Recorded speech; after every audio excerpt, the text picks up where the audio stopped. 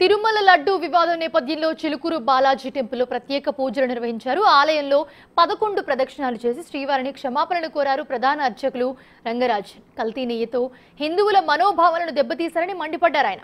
ఇలాంటి ఘటనలు మరోసారి జరగకుండా ప్రత్యేక చర్యలు తీసుకోవాలని సూచిస్తూ ఉన్నారు. బాధ్యులను కఠినంగా శిక్షించాలని డిమాండ్ చేస్తూ ఉన్నారు. వెంకటేశ్వర స్వామి అఖిలాండ కోటి బ్రహ్మాండ నాయకుడు. అంటే కింద 7 లోకాలు, పైన 7 లోకాలు, చతుర్దశ భువనాధీశ్వరుడు ఆయన. ఆయనకి వాడడానికి నెయ్యి కొనుగోలు చేసినప్పుడు ఎందుకండి అన్నిటికంటే చీప్ వస్తువు చూడాలి? అన్నిటికంటే ధర తక్కువైన వస్తువు ఎందుకు కొనాలి? మన ఇంట్లో పిల్లలకి ఏదైనా ఆహారం కొనాలనుకుంటే మంచి అద్భుతమైన నాణ్యమైన వస్తువు వెతుకుతామా లేదా?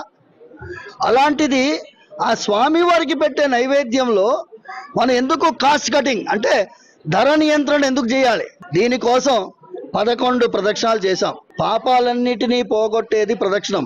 ఈ పాపంలో అందరం పాల్పంచుకున్నాము. అక్కడ అధికారి కొంటున్నాడు అంటే మనందరం ఆయనకి అంత స్వాతంత్ర్యం ఇచ్చాం. మనందరం అందులో భాగస్వాములుగా ఉన్నాం కాబట్టి ఇవాళ బయటపడింది. కాబట్టి మనందరం 11 ప్రదక్షిణాలు చేశాము. మీరు మీ కుటుంబ సభ్యులు మీరందరూ కూడా మీ ఇంట్లో ఒక దీపం వెలిగించి, సాయంకాలం పూట కాబట్టి ఒక దీపం వెలిగించి ఆ దీపం ద్వారా దీపజ్యోతిలో మీరందరూ ప్రాయశ్చిత్తం చేసుకోవాలని మనస్ఫూర్తిగా ప్రార్థిస్తున్నాను.